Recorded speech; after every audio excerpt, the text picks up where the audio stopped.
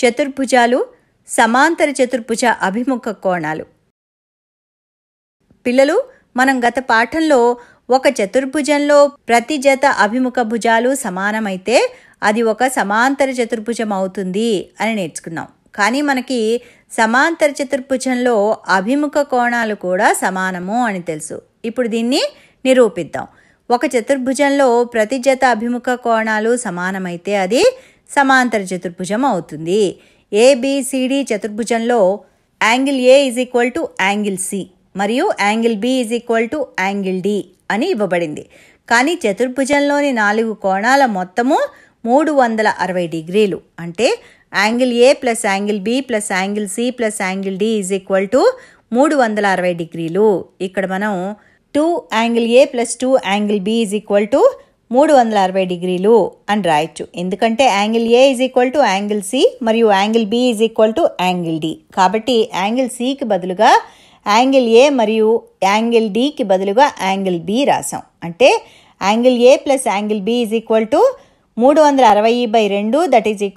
180 డిగ్రీలు.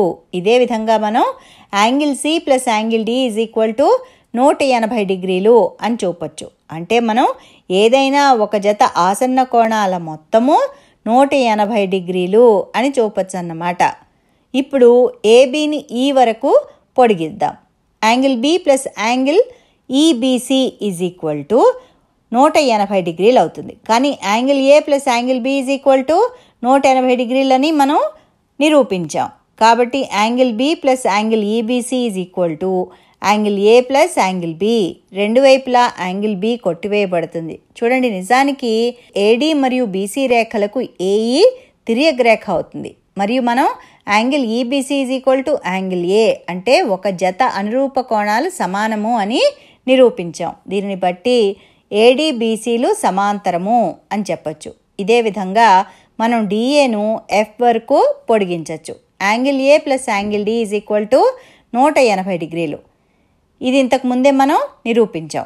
మరియు angle A plus angle FAB = 180 డిగ్రీలు. కాబట్టి angle A plus angle D = angle A plus angle FAB. రెండు వైపులా యాంగిల్ A కొట్టివేయబడుతుంది. అప్పుడు మనకి యాంగిల్ D = యాంగిల్ FAB అని వస్తుంది. ఇవి అనురూప కోణాలు. చూడండి, AB మరియు DCలకు DF తిర్యక్ రేఖ అవుతుంది కదా. దీనిని బట్టి ఏం చెప్పొచ్చు? AB is parallel to DC అని చెప్పొచ్చు. ABCD చతుర్భుజంలో అభిముఖ భుజాలు సమాంతరంగా ఉన్నాయి. అందువల్ల ఇది సమాంతర చతుర్భుజం అవుతుంది. కాబట్టి ఒక చతుర్భుజంలో ప్రతి జత అభిముఖ కోణాలు సమానమైతే అది ఒక సమాంతర చతుర్భుజం అవుతుంది.